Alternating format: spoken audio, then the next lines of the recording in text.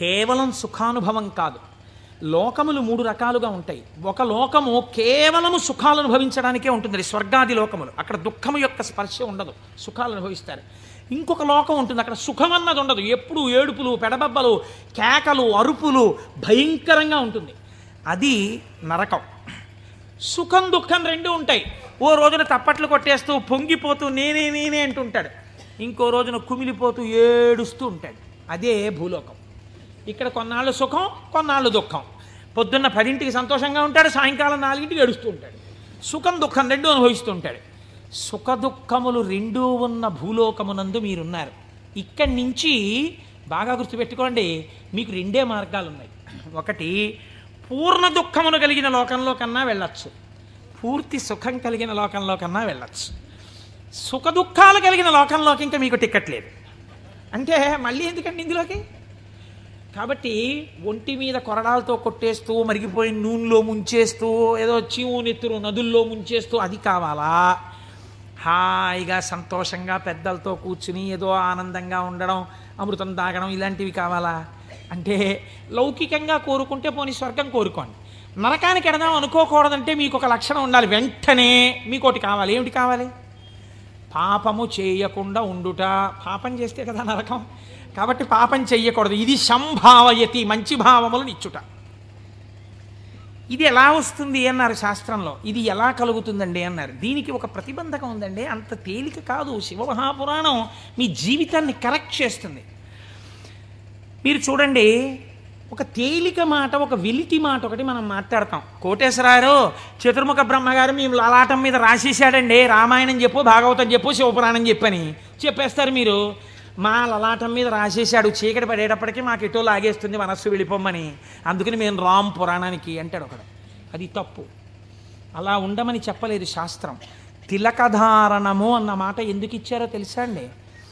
మీ యొక్క ఆలోచన సరళిని మార్చుకొని గత జన్మలుగా తరువుకొస్తున్న వాసనలని జయించడానికి, మీకు పార్వతీ పరమేశ్వరుల అనుగ్రహం కలగడానికే మీరు విభూతి తీసుకుని లలాటమునందు పెట్టుకుని, బొట్టు తీసుకుని ఆజ్ఞాచక్రం మీద పెట్టుకుంటారు.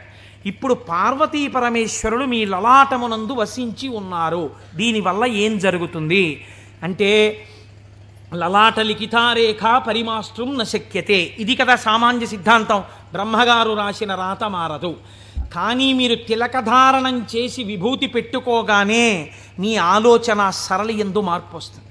ఎందుకు వస్తుందో తెలుసా అండి? మీరు చూడండి, ఒక ఆయన దగ్గరికి మీరు వెళ్ళేటప్పటికీ ఇలా విభూతి పెట్టుకుని ఇంత బొట్టు పెట్టు కూర్చున్నాడు అనుకోండి, ఈయన అడిగితే కొంచెం సౌమ్యంగా చెప్తారేమో అనిపించేస్తుంది మీకు గబుక్కుని. వెంటనే ఏమీ లేకుండా కొరకొర చూస్తున్నాడు అనుకోండి, బాబా ఆయన దగ్గరికి ఎందుకు లేండి అనిపిస్తుంది. అసలు మీరు భస్మ బొట్టు కనపడేటప్పటికి సాత్విక ప్రవృత్తి ముఖంలో కనపడిపోతుంది. సరికదా, ఆజ్ఞాచక్రం మీద బొట్టు అమ్మవారి యొక్క అనుగ్రహం. అమ్మవారి అనుగ్రహం ఆజ్ఞాచక్రం మీద ప్రసరణం మొదలవగానే మీ బుద్ధి యందు ఆలోచన మారిపోతుంది. మారిపోయి మనం ఈ పని చెయ్యొద్దు, మనం ఎందుకు ఈ పాపం చేయడం, మనం ఇంక ఇవాళ నుంచి ఇది చెయ్యొద్దు, మనం పురాణానికి వెళ్ళిపోదాం, మనం శివాలయానికి వెడదాం, మనం వెంకటేశ్వరుడి గుడికి వెడదాం, ఎన్నాళ్ళు ఈ తప్పుడు పని చేస్తాం, మనం చెయ్యొద్దు అని మీ యందు ఒక పూనిక రావడం ప్రారంభమవుతుంది. అందుకని ముందు శరీరమును అలంకృతం చేసి లోపల మనస్సుని సంస్కరించడం దగ్గరికి వెళ్ళారు మీరు, మనస్సుని జయించలేకపోతే. పెద్దలు ఏదో ఉత్తినే హాస్యాస్పదంగా పెట్టలేదండి ఇవేవిని. కనుక తిలకధారణ చేసి భస్మ పెట్టుకోమని చెప్పారు. ఇప్పుడు మీరు అలా చెయ్యడం ప్రారంభిస్తే ఏమవుతుంది? అలా చెయ్యడం ప్రారంభిస్తే మీకు దుఃఖమును స్వీకరించి దుఃఖము నుండి బయటపడతారు. ఇది చిత్రంగా ఉంటుంది. ఇప్పుడు మీకు ఎందుకు ఈ ఆలోచనలు, పాపభూయిష్టమైన ఆలోచనల వైపు ఎందుకు తిరుగుతోంది మనస్సు అంటే, దానికి రజోగుణ తమోగుణ ప్రవృత్తి ఉంది. 3 గుణాలు ఉన్నాయి లోకంలో, సత్వము రజస్సు తమస్సు. ఇది ఎప్పుడూ కూడా ఆయన అలాగే చెప్తాడు కానీ హాయిగా పనిచేసేట్టు ఎంత సుఖంగా ఉంటుంది, ఒంట్లో ఓపిక ఉన్నప్పుడు చేయాలి, ఆయనకి ఏముంది అలాగే చెప్తాడు. అలా చేస్తూ కూర్చుంటానేంటి, సుఖంగా అనుభవించు అంటుంది. ఎందుకు ఆ పురాణం, దిక్కుమాలిన పురాణం, హాయిగా టీవీ చూడు, మంచి ఎపిసోడ్ వస్తుంది ఇవాళ అంటుంది. ఈ బోధని జయించగలగడానికి ఈ త్రిగుణములు బాధాకరములు. మీరు ఉన్నతిని పొందకుండా బాధిస్తున్నాయి. ఉన్నతిని పొందకుండా బాధించేటటువంటి త్రిగుణముల యొక్క బాధ నుంచి మీరు బయటపడడానికే మీరు సంసారం అనే కొత్త బాధనించుకున్నారు. సంసారం బాధ అండి. సంసారం సాగరం దుఃఖం. సంసారం అంత తేలికని శాస్త్రం చెప్పలేదు. అందులో తరించడానికి చాలా కష్టం, దాని మార్గం తెలియాలి. మరి బాధపోవడానికి బాధలోకి ఎందుకండి? మళ్ళీ బాధపోవడానికి సుఖంలోకి వెళ్ళాలి. బాధపోవడానికి బాధలోకి వెళ్ళమంటున్నారేంటి మీరు? అంటే నేను మళ్ళీ ఒక ఉపమానం చెప్తాను మీకు కడుపు నొప్పిగా ఉంది, అజీర్తి చేసింది. అజీర్తి చేసి కడుపు నొప్పిగా ఉండడం బాధ. ఈ బాధ పోవడానికి మీరు ఇంకో బాధ స్వీకరించారు. ఏమిటది? ఆమదం తాగడం. ఆమదం తాగడం సంతోషంగా ఉంటుంది ఏంటి? ఎవరికన్నా ఆమదం తాగడం బాధే. కానీ మరి బాధతో కూడినటువంటి ఆమదము త్రాగుట అన్నది ఎందుకు చేశారు? కడుపు నొప్పి అజీర్తి అన్న బాధ నుంచి విముక్తమగుట కొరకు. సత్వరజస్తమో గుణములన్న 3 గుణముల నుంచి బయట పడడానికే సంసారములోకి ప్రవేశించి సుఖములు అనుభవించి ఈ సుఖములు సుఖములా అన్న ప్రశ్న వేసుకుని ఈ సుఖములు కావు, నిజమైన సుఖము ఈశ్వరుడే అన్న లక్షణాన్ని ఏర్పరచుకుని వైరాగ్య సంపత్తిని పెంపొందించుకోవడం, దాని వలన ఇంకా ఇంద్రియములు మనస్సు చెలించని స్థితికి పెడతాడు. ఇంద్రియాల్ని గెలవడం కాదు, మనస్సు కదలని స్థితికి పూర్ణ వైరాగ్యం అని పేరు. మీరు చూడండి, గాలి వెళ్ళిపోతూ మల్లెపూల మీద గెడుతుంది. నేను మల్లెపూల మించి వస్తున్నానని పొంగిపోదు. అశుద్ధం మీద గెడుతుంది. చిచి నేను అశుద్ధం మీదకి వెళ్ళానని బాధపడదు. దేని మించి వెళ్ళినా గాలి గాలిగానే ఉంటుంది, దానికేం బాధ లేదు. అలాగే పూర్ణ వైరాగ్యం పొందినవాడు ఇదంతా ఈశ్వర లీల అంటాడు. కానీ ఈ మాట అనడం చాలా కష్టం. అంత వైరాగ్యం రావడం కూడా ఈశ్వరానుగ్రహం. ఈ వైరాగ్య సంపత్తి చేత శాశ్వత సుఖస్థానమైన ఈశ్వరుడు ఎందుకు కలిసిపోతాడు. అప్పుడు వాడికి ఇంకా ఊర్ధ్వలోకం లేదు, అధోలోకం లేదు, పైన స్వర్గం లేదు, కింద నరకం లేదు. ఇక మళ్ళీ పుట్టవలసిన అవసరం లేని మోక్ష స్థితిని పొందుతాడు. ఇలా పొందడానికి శంభు అనుసంధానం చేసుకుంటూ ఉండాలి. శివుడి పాదాలు మీరు గట్టిగా పట్టుకున్నారనుకోండి, శివాష్టోత్తరం చదువుకుంటున్నారనుకోండి, భస్మధారణ చేశారనుకోండి, బొట్టు పెట్టుకున్నారనుకోండి, ఏమీ చేతకాకపోయినా కూర్చున్న నామాలు చెప్పడం మొదలుపెట్టారనుకోండి, మీకు తెలియకుండా మీలో ఒక రకమైనటువంటి మార్పు ప్రారంభమై అది మంచి ఆలోచనల వైపుకు తీసుకుని వెళ్ళగలదు. ఇలా తీసుకుని వెళ్ళవలసిన అవసరము ఎందువలన కలిగింది అంటే, పూర్వకాలంలో పూర్వయుగమైనటువంటి ద్వాపర యుగం వరకు కూడా ఒక లక్షణం ఉండేది. రాక్షసులు ఉన్నారనుకోండి, వాళ్ళు తెలిసేవారు వీళ్ళు రాక్షసులండి అని తెలిసేది. కాబట్టి వాడిని దూరంగా పెట్టడమో, వాడిని పరమాత్మ సంహారం చేయడమో ఏదో ఉంటుంది. కలియుగంలో ఏమిటో తెలుసా అంటే, రాక్షసులు ఏ రూపంలో ఉంటారు? చిత్తవృత్తుల రూపంలో ఉంటారు. పైకి దొరకరు. మీకన్నా సాధుపురుషుళ్ళే కనిపిస్తాడు. మోసం చేసేవాడే చాలా నమ్మించేటట్టుగా సాధుపురుషుళ్ళే ఉండాలి. వాడు నమ్మితే నాకేమిటి, నమ్మకపోతే నాకేమిటి, నేనేమన్నా వాడి దగ్గర ప్రయోజనం పొందుదాం అనుకుంటున్నానా అన్నవాడు తన యథారీతిగా ఉంటాడు. అవతల వాడిని నమ్మించి మోసం చెయ్యాలనుకోండి, వాడే మాట కలిపి చక్కగా మాట్లాడి బాగా మాట్లాడి మీరు నమ్మేటట్టు చేసి అప్పుడు మీకు ఒక కప్పు కాఫీ ఇచ్చి ఆ కాఫీలో మత్తు కలిపేసి మీరు పడిపోతే మీ సూట్ కేసు ఎత్తుకుపోవాలి వాడు కదా. అందుకని ఇప్పుడు ఎక్కడున్నాడు రాక్షసుడు? వాడి చిత్తవృత్తి ఎందున్నాడు? మీరు చూడండి, నిజంగా ఈ చిత్తవృత్తుల రూపంలో రాక్షసులు ఉండి ఉంటే త్రేతాయుగంలో విశ్వామిత్రుడు యాగం చేయగలడా? చెయ్యలేడు. ఇక్కడే ఉన్నారు రాక్షసులు. రాముడు ఈ లోపల రాక్షసుల్ని చంపడానికి తానే అనుసంధానం చేసుకోవాలి. బయట రాక్షసులుగా ఉన్నారు. రాముడు వచ్చి బాణం వేసి కొట్టి చంపాడు. ఈ యుగంలో అలా కుదరదు. ఇక్కడున్నారు రాక్షసులు. వాళ్ళు ఎప్పుడైనా తలెత్తుతారు. ఎప్పుడైనా తలెత్తి మిమ్మల్ని పడగొట్టేస్తారు. ఎప్పుడైనా పడగొట్టేయగలరు. ఎప్పుడైనా పడగొట్టేసేటటువంటి రాక్షసులు ఇక్కడే చిత్తవృత్తుల రూపంలో ఉన్నారు. వీళ్ళని తొక్కి పట్టగలిగిన వాడెవడు? ఒక్కడే, శంభు. అందుకే ఏవం శ్రీ శంభుదేవస్య నామ్యామష్టోత్తరం శతం అంటాం.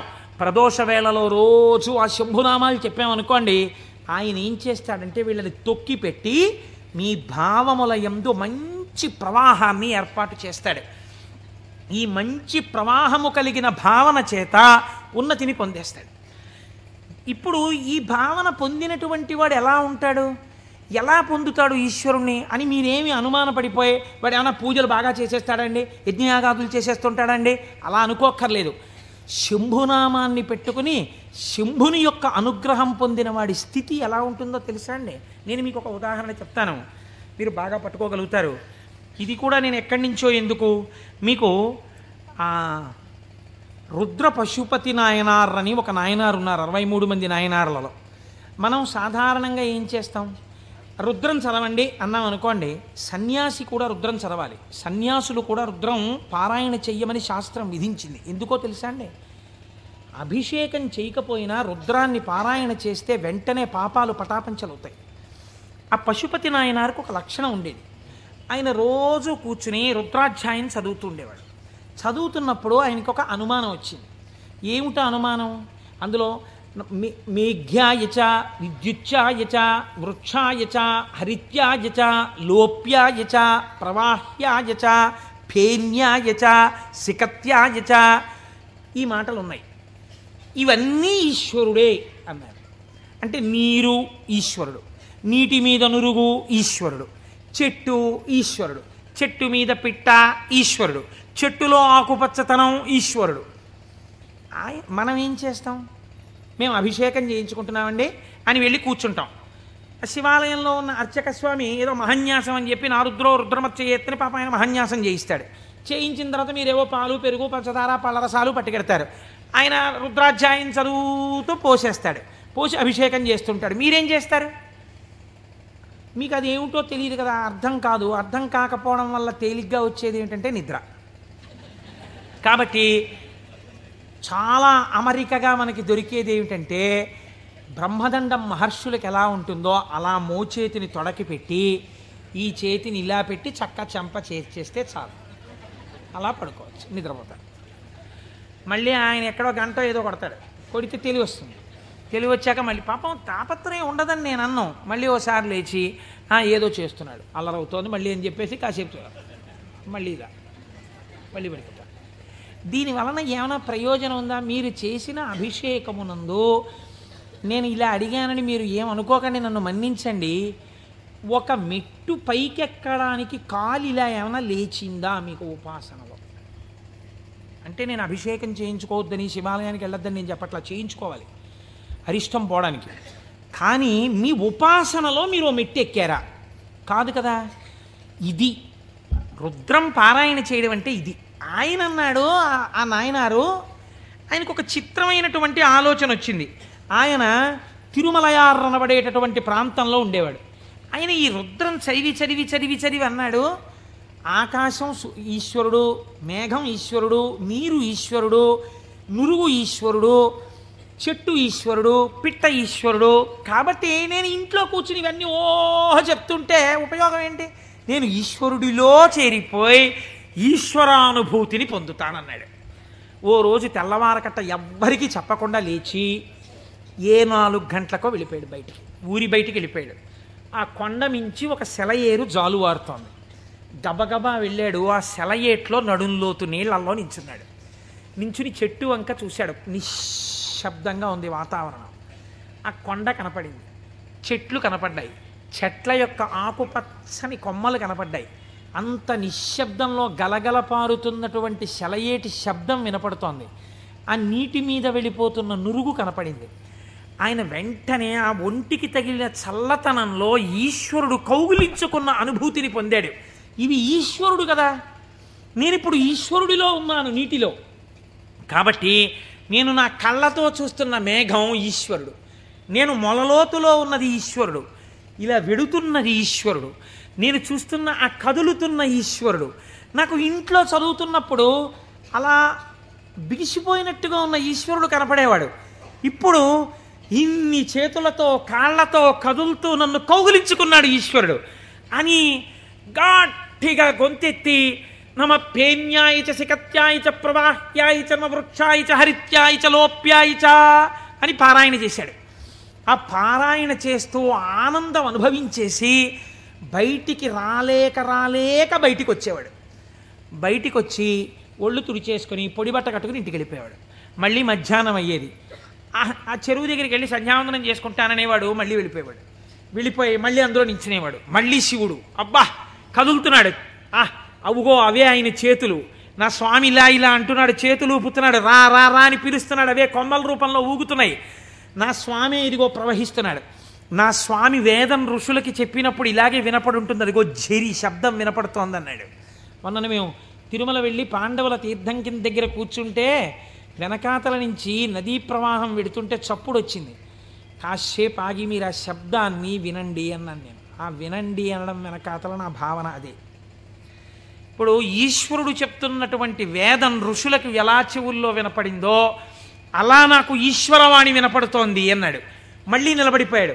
మళ్ళీ నమ సోమాయ చ రుద్రాయ చ నమస్తామ్రాయ చ అరుణాయ చ నమ శంగాయ చ పశుపతయే చ నమ ఉగ్రాయ చ భీమాయ చ అంటూ మళ్ళీ రుద్రం చదువుతూ మళ్ళీ అంతటా ఈశ్వరుడే నన్ను గట్టిగా పట్టుకున్నాడు నీళ్లల్లోని. అదే ఈ చల్లతనం. ఎంత చల్లగా ఉంటాడో మా స్వామి. ఒంటి నిండా చల్లటి పాములు, చంద్రమౌళి, ఆ గంగా చల్లగా ఉంటాడు కదా, చల్లగా నన్ను పట్టేసుకున్నాడు. బాబోయ్ ఎంత గట్టిగా పట్టుకున్నాడో, ఎంత గట్టిగా పట్టుకున్నాడో అన్నాడు. నీళ్లల్లో మునిగానం లేదు, ఈశ్వరుడు నన్ను గట్టిగా పట్టుకోవడం వల్లే నాకు ఇంత చల్లగా ఉందన్నాడు. ఈశ్వరుడు పట్టుకోవడం వల్ల అబ్బా నాకు ఎంత సంతోషంగా ఉందో అన్నాడు. ఈ సంతోషంలో రుద్రం చెప్తున్నానన్నాడు. అవుగో ఇలా చేతులు ఊపుతున్నాడన్నాడు. అంత ఈశ్వరుణ్ణి చూస్తున్నాడు. చూస్తూ పొంగిపోతూ ఆ రుద్రం తడబడిపోతూ చెప్పేవాడు. మళ్ళీ పైకి వచ్చేవాడు, పొడిబట్ట కట్టుకునేవాడు, వెళ్ళిపోయాడు. మళ్ళీ బాగా చీకటి పండించేవాడు. ఒక్కసారి అక్కడ కూర్చుని జపం చేసుకుంటానని మళ్ళీ వెళ్ళేవాడు, మళ్ళీ నీళ్ళల్లో దిగేవాడు. మళ్ళీ ఈశ్వరుడు గట్టిగా పట్టుకున్న అనుభూతి పొందేవాడు. మళ్ళీ రుద్రం చెప్పేవాడు. ఇది కొన్నాళ్ళు అయిపోయిన తర్వాత ఏమైందంటే తను అలా అడుగులేసి ఎడుతుంటే గాలి ఇలా తగిలేది. కాళహస్తి నుంచి వాయులింగ రూపుడైన నా స్వామి వచ్చి నన్ను ఒక్కసారి ఇలా పిలిచి కోటేశ్వరరావు ఒకసారి పలకరిద్దామని వచ్చాను కాళహస్తి నుంచి అంటున్నాడు. అమ్మ స్వామి తగిలాడు ఇక్కడ, అబ్బా స్వామి నమస్కారం అంటున్నాడు. ఇప్పుడు ఎక్కడ లేడు ఆయనకి. అలా వెడుతూ పైకి చూశాడు. అబ్బో అనంతంగా పెరిగిపోయిన నా స్వామి ఆకాశ రూపంలో కనపడుతున్నాడని మళ్ళీ నమస్కారం చేసేవాడు. కపర్ది నమ కపర్దినీచా అనేవాడు. ఇలా రాను రాను రాను రాను ఏమైపోయిందంటే ఎవరు కనపడినా ఆయనకి ఈశ్వరుడే కనపడేవాడు. ఆఖరికి పరిగెత్తి పారిపోతూ దొంగ కనపడేవాడు. నమ చోరాయచ, పరిగెత్తుతున్న దొంగలో నా స్వామి కనపడుతున్నాడు అనేవాడు. మరి అంతేగా చెప్పింది రుద్రం. ఇలా అంతటా ఈశ్వర దర్శనం చేసి ఎక్కడ పడితే అక్కడ ఆగిపోయి నమస్కారం చేయడం అలవాటైపోయింది. ఈ అలవాటైపోతే శంకరుడు అన్నాడు, ఇక నేను తప్ప ఇంకొకటి కనపడని నీకు నాలోకే తీసుకోవాలని తనలోకి తీసేసుకున్నాడు. శివుడిలో ఏకమైపోయి తాను శివుడైపోయాడు. ఇప్పుడు చెప్పండి, భావన చేత మోక్షాన్ని పొందాడా లేదా? రుద్ర పశుపతి నాయనారని ఆయనకి పేరు. 63 మంది నాయనార్లలో ఆయన ఒకరు. మీరు అలా కూర్చుని ఏవో పదార్థాలు అట్టుకుని ఓం నమో నమస్తే అస్తు భగవన్ విశ్వేశ్వరాయ మహాదేవాయ త్రయంబకాయ త్రిపురాం తకాయ త్రికాగ్నికాలాయ కాలాగ్నిరుద్రాయ నీలకంఠాయ మృత్యుంజయాయ సర్వేశ్వరాయ సదాశివాయ శ్రీమన్మహాదేవాయ నమః అంటూ ఎన్ని పాలు పోసినా ఎన్ని నీళ్లు పోసినా ప్రయోజనం లేదని నేను అన్నా. కానీ ఏమి రమించింది మీ మనస్సు? నీటిలో నిలబడిన వాడికి రుద్రం అనుభూతిలోకి వచ్చేసింది. మనకెక్కడొచ్చింది అనుభూతి? ఒక ఏటి గలగలల యొక్క శబ్దంలో మీరు ఈశ్వరుణ్ణి అనుభవించగలగాలి. ఒక పిట్ట పాటలో మీరు ఈశ్వరుణ్ణి అనుభవించగలగాలి. మీకు తగిలిన గాలిలో ఈశ్వరుణ్ణి అనుభవించగలగాలి. ఇది సంభావయతి. ఇప్పుడు ఏమైంది? నిరతిశయ సుఖప్రదాతయ్యి ఉన్నాడు. ఈ మాటలు చెప్పి చిత్తవృత్తులైనటువంటి రాక్షస స్వరూపాల్ని తొక్కి పెట్టడానికి ఇలా నేను దక్షిణామూర్తిగా కూర్చుంటే ఆనాడైతే అర్థమైంది, కానీ ఇవాళ అర్థం కాదు లోకానికి. అందుకుని నేను లేచి తిరగాలి, తిరిగి లోకానికి బోధ చెయ్యాలి. బోధ చేసి నేనే శంభుస్వరూపమై లోకాన్ని శివుడి వైపుకి తిప్పాలనుకున్నట్టు ఒక ఆయన. ఎవరైన? దక్షిణామూర్తి. మౌనాన్ని విడిచిపెట్టేట. విడిచిపెట్టి మహానుభావుడు ఎలా నడిచి వెళ్ళాడు అన్నారు. అజ్ఞానాంతర్గహన పతితానాత్మ విద్యోపదేశైః త్రాతుం లోకాన్ భవదవశిఖాతాపపాపచ్యమానాన్ ముక్త్వా మౌనం వటవిటపినో మూలతో నిష్పతంతి శంభోర్మూర్తిశ్చరతి భువనే శంకరాచార్య రూపా. ఆనాడు ఇలా కూర్చుంటే అర్థమైంది, కానీ ఇవాళ నేను వటవృక్షం కింద ఇలా మౌనంగా కూర్చుంటే ఎవ్వరికీ అర్థం కాదు. వీళ్ల చిత్తములలోనే ఉన్న రాక్షసులను తొక్కి పెట్టడానికి నేనే వెళ్ళి నలుచెరగులా నేనే తిరిగి నేనే నిలబడి వీళ్ళు ఏ స్థాయిలో ఉన్నా వాళ్ళని ఉద్ధరించడానికి కావలసిన స్తోత్రముల దగ్గర నుంచి భాష్యముల వరకు ఇద్దామని ఆ దక్షిణామూర్తి మౌనమును విడనాడి ఈ భూమండలము మీద శంకరాచార్య రూపముగా తిరిగారట. ఆయనే ప్రథమ గురువై జగద్గురువై మహానుభావుడయ్యాడు. శివానందలహరి, సౌందర్యలహరి, బ్రహ్మసూత్ర భాష్యం దగ్గర నుంచి ప్రస్థానత్రయ భాష్యాల వరకు ఇచ్చారు.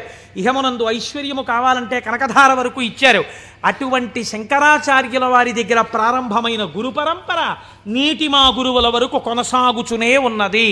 ఆ గురువాక్య శ్రవణమే నా లోపలనున్న రాక్షసులను తొక్కి పెట్టగలిగినటువంటి శక్తి స్వరూపము.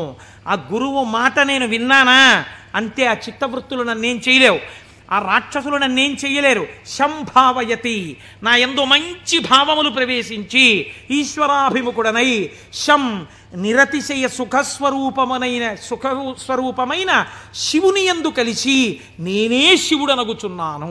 అటువంటి స్థితిని నాకు కలగడం కోసమే మహానుభావుడైన పరమాత్మ నాకు ఈ ఉపకారం చేశారు.